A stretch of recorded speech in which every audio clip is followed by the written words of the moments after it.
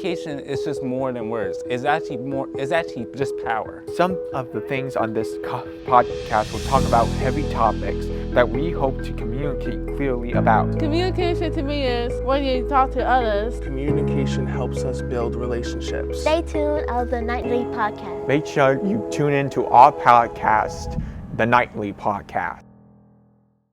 Hello and welcome to our fourth episode of the Nightly Podcast.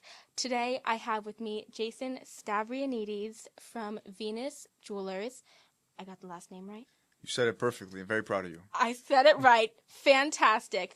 Okay, I am so happy that you are here today. Thank you for coming. I am so interested in what you do. I know that you are a gemologist, and from my understanding, you are the face of Venus Jewelers? That's correct. Yeah. Okay.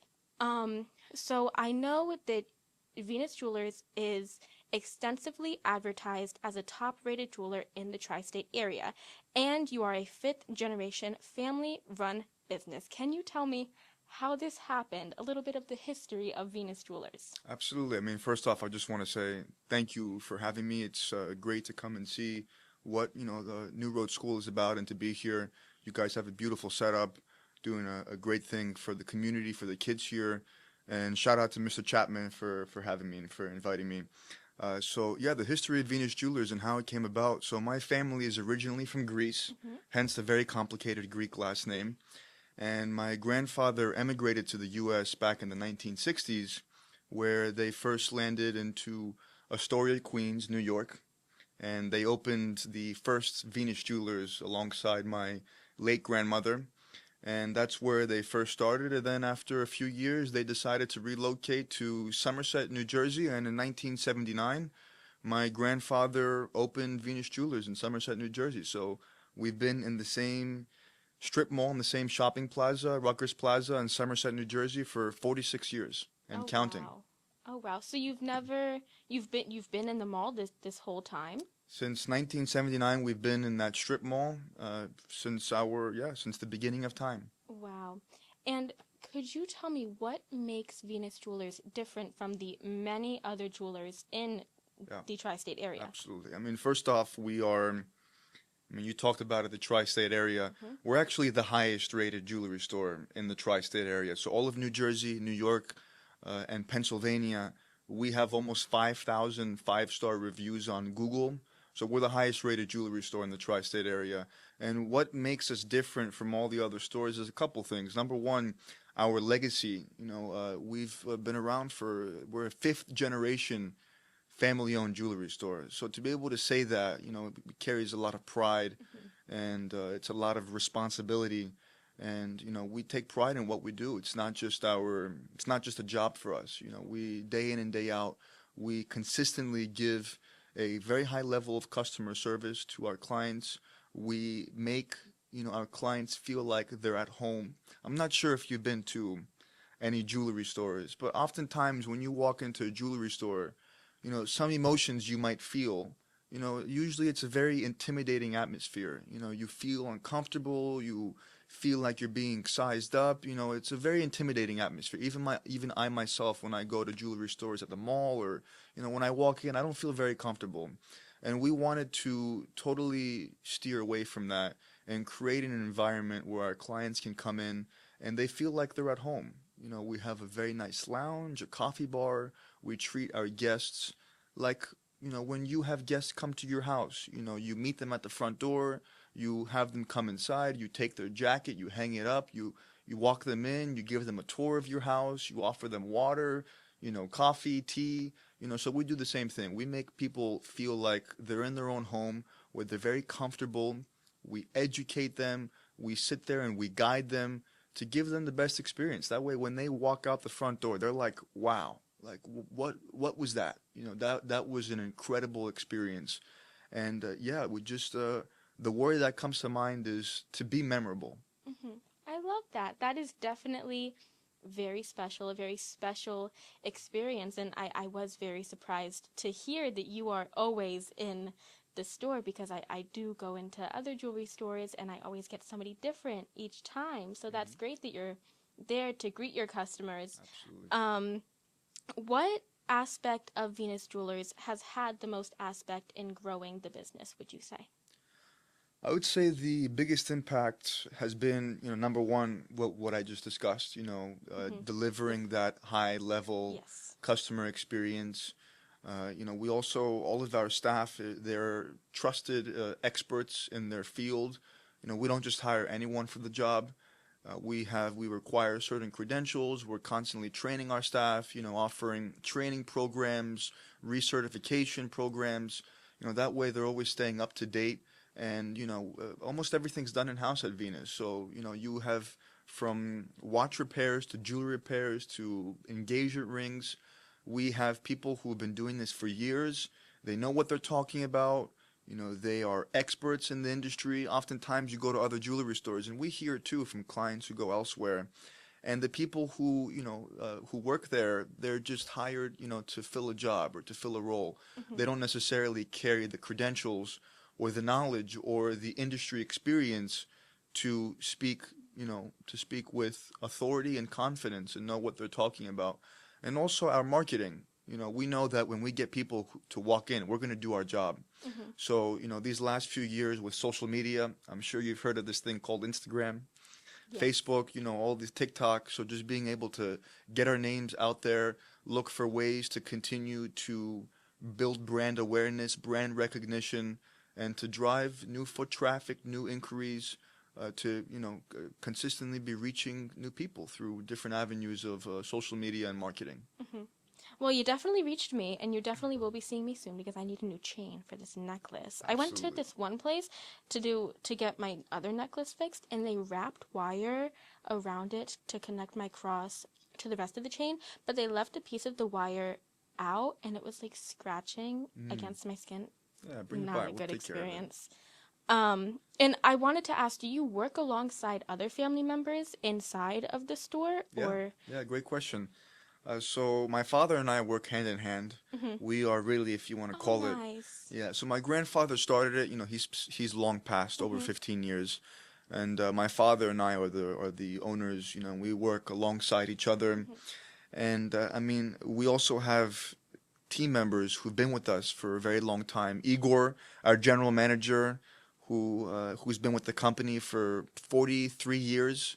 Our marketing manager has been with us for over 20 years. So a lot of our team members have been there for a very long time, and they're kind of like our family. It's like our extended family. So it's really only my father and I that are family, but our team is considered our extended family. Oh, nice. So as far as the role that you play in the family business, you would say marketing wise, social media wise, I see you're very active on social media. So you would say and you can disagree, you would say you're the face of the marketing, but you and your father are both the face of the business? Is Yeah, that?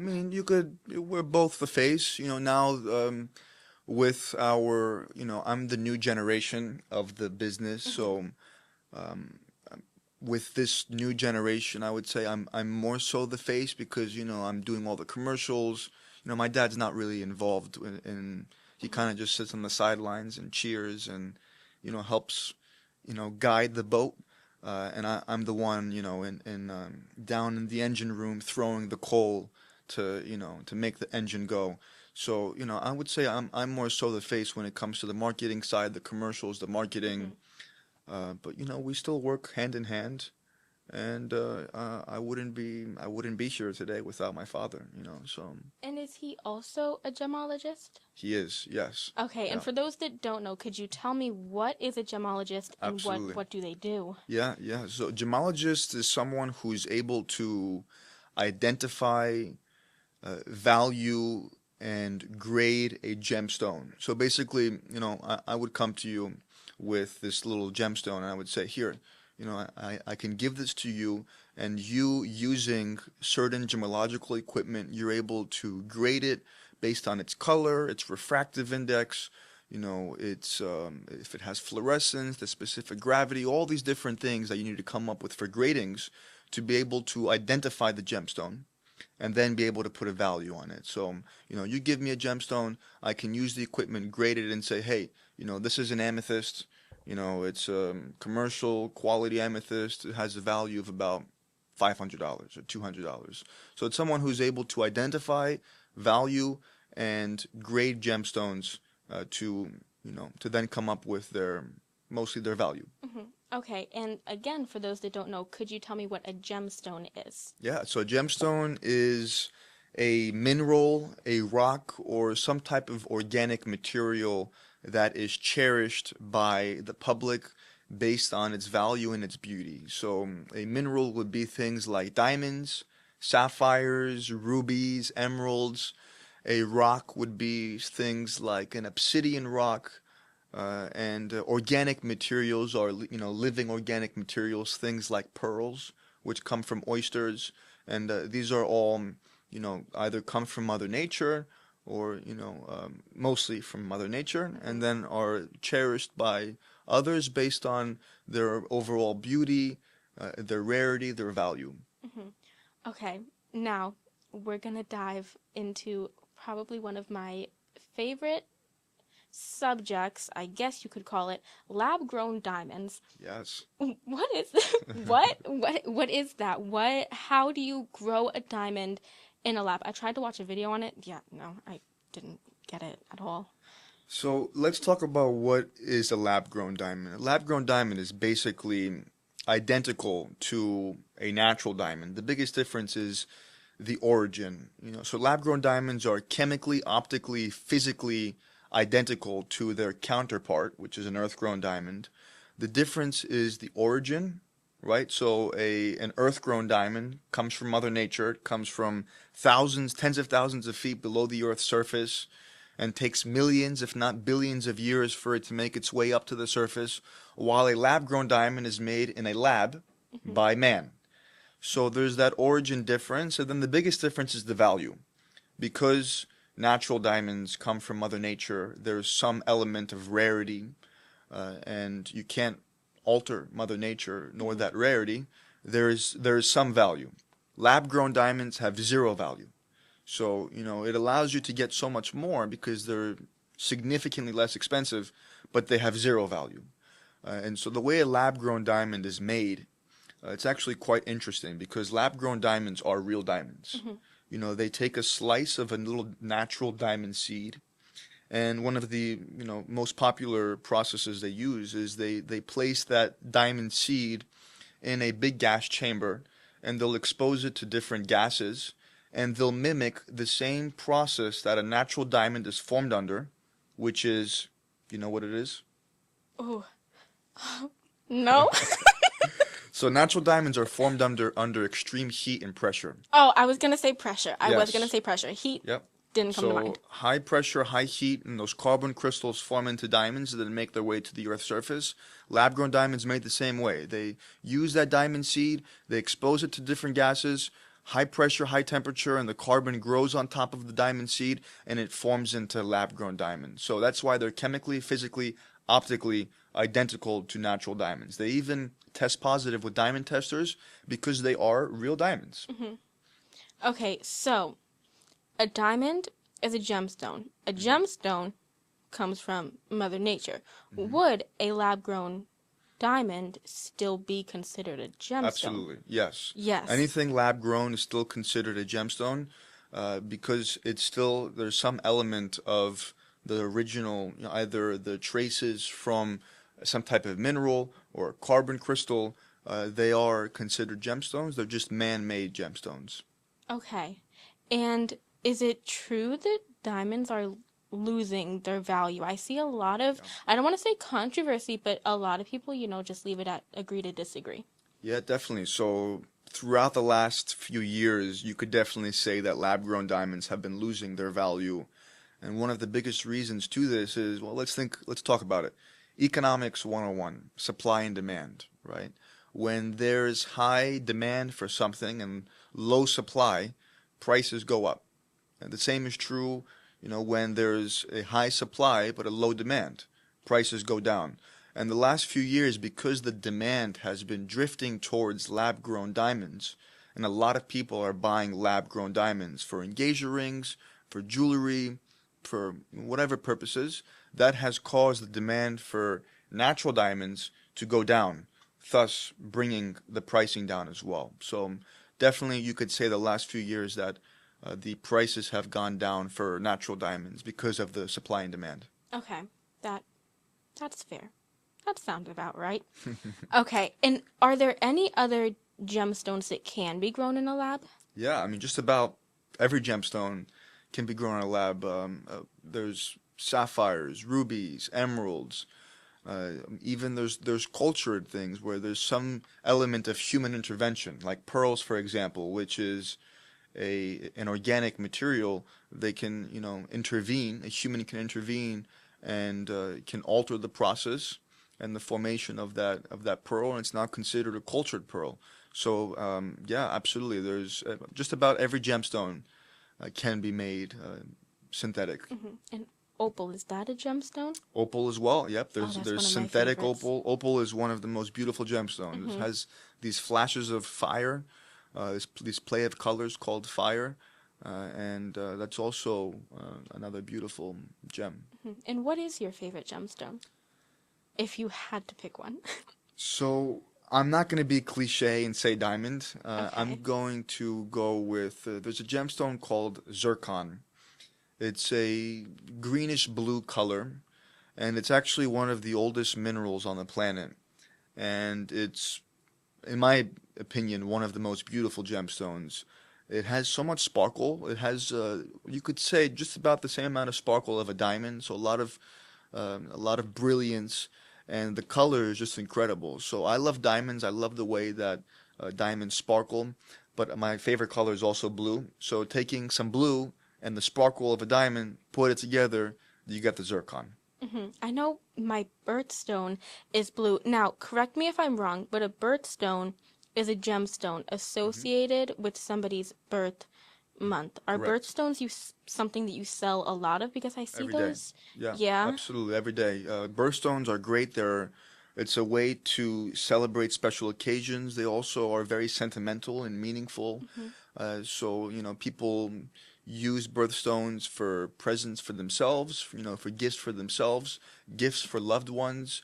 So when's your birthday? September 5th. So you're a sapphire. Yes. Do you have any siblings? I do. One is February, the other is November.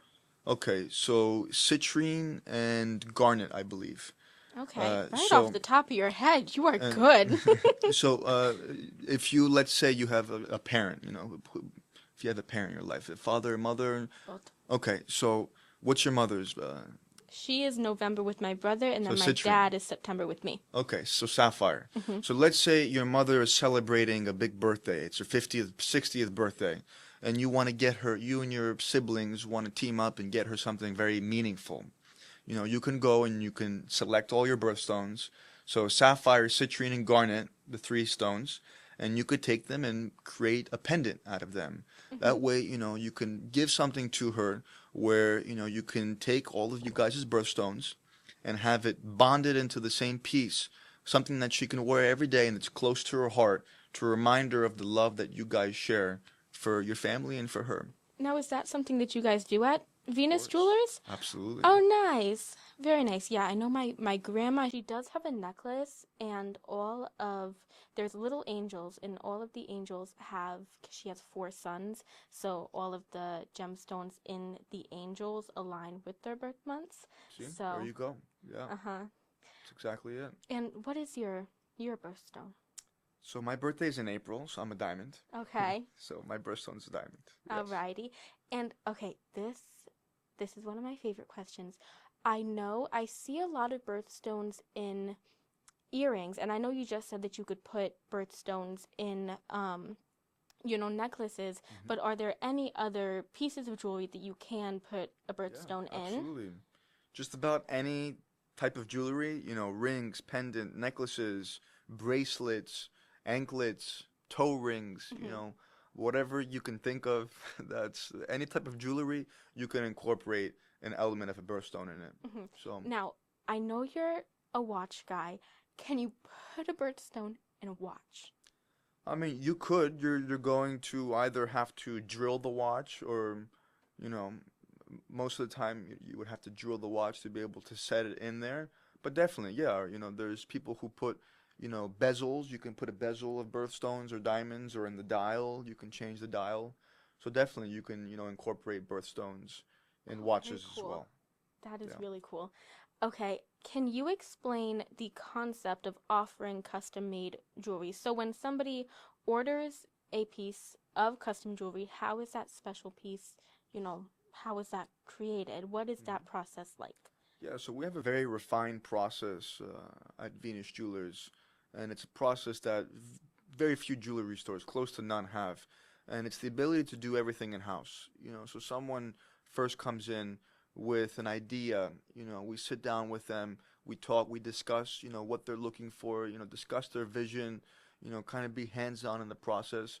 And we offer something called a CAD, which is a computer animated design, and we're able to take their thought, their vision, and turn it into a computer animated design for them to see it on a computer, and to see all different renderings from different angles to see exactly what it would look like when it's finished. And then we have a 3D printer in the store where we can print it. They can try it on. We can place the gemstones or diamonds on top, Oh, wow. and that's going to help them get the clearest visual of what the final product will look like. And then from there, they can make any changes they like. They can be as hands-on in the process as they'd like. And then from there, we go ahead and we cast it. We pre-polish it. We set the diamonds. We polish it again.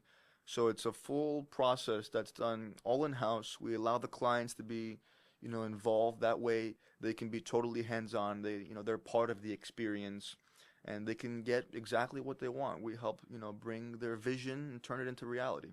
Oh, I did not know that you could even do Yeah. all of that.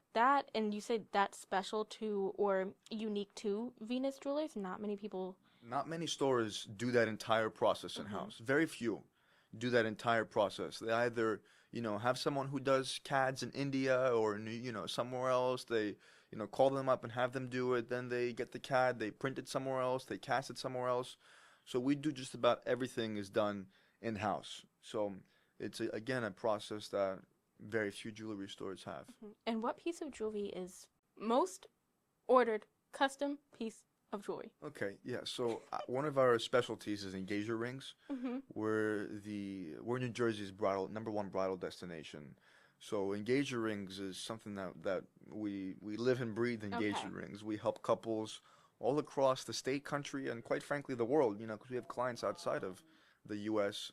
that we help get engaged. So engagement rings. We sell close to 100 engagement rings a month, and engagement rings is our specialty. Okay. And a little bit of a fun question, if you could custom make any piece of jewelry for anybody, maybe a celebrity, who would you make that piece of jewelry for, and what do you think it would be? So I like timeless and classic things. Okay. When I was younger, I still am young, but when I was even younger, I used to like making very extraordinary things. And, you end up realizing that, your tastes change, and after a few years, you end up outgrowing things, and you come back to timeless and classic. So it would definitely be something timeless and classic. Celebrity that would come to mind, probably you've never heard of him. Most people haven't. He's a Greek celebrity in Greece. Okay. #1 voted celebrity in Greece. His name is Sakis Stavrianidis. Alrighty. Yep. And Nope. yeah, he originates from the Pontos region, which is Okay. where my family originates from as well. And I would probably make him a Cuban bracelet with a diamond lock, and on the lock would have the flag symbol of Pontos, which is almost like an eagle, and I would set diamonds in there. Oh, nice. That Now you would way- have to 3D print that for me if I want to really see it, because I can't. What is a Cuban? It's a bracelet that, you've seen it before. You've definitely seen it before. It's a bracelet that has these rounded links. Okay. It's solid gold. It's a very classic, modern, masculine bracelet. So I think it, would be very appropriate because, he's a masculine guy, classic. Throw a little bit of diamonds in there and make it sentimental with the Pontos region symbol. Okay, nice. So let's dive a little bit more into sentiment. Can you tell me what has it been like getting to watch your family business grow? Yeah, so I grew up in the business. You know, I also have two other brothers. I'm a middle child, so my mom had three boys. And my brothers and I were forced to come into the family business every Saturday since we were 8 years old. And you know, I remember back when my grandfather was alive, you know, I used to come in, I was crying, you know, because most kids want to go play with their friends on the weekends, or they want to, you know, do kids things, right? My father decided to bring us to the jewelry store and have us grow up and learn the business.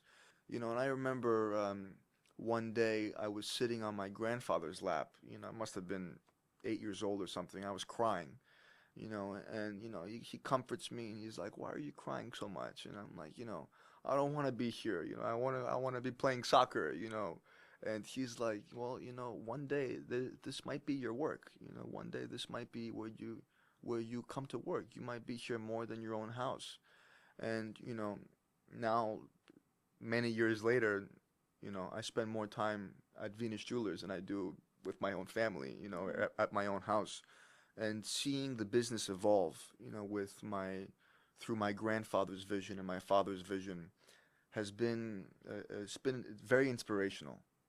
Inspirational is the word to see, you know, because we've gone through 4 different renovations, 3 of which, you know, I saw, 2 of which I've worked in, and to be able to see how much the business has evolved and how far it's come through and with my father and my late grandfather's vision is very inspirational to me, to see how much potential and how much more, you know, we can do with Venus Jewelers, and that the sky is the limit. Nice. I love that. So you enjoy what you do now that you're, you know, older? Yes, yeah. I don't go to work crying. Yes, that was what I was getting at. What are some of your passions outside of creating jewelry? So when you say that, do you mean like outside of work, or like still work related, like in the store, but just not creating jewelry? Both. Okay, so outside of creating jewelry, you know, at work, some of my passions are, you know, I've been stepping more into a leadership role. I love training the team, you know, being able to give them the tools, role playing with them, so training them.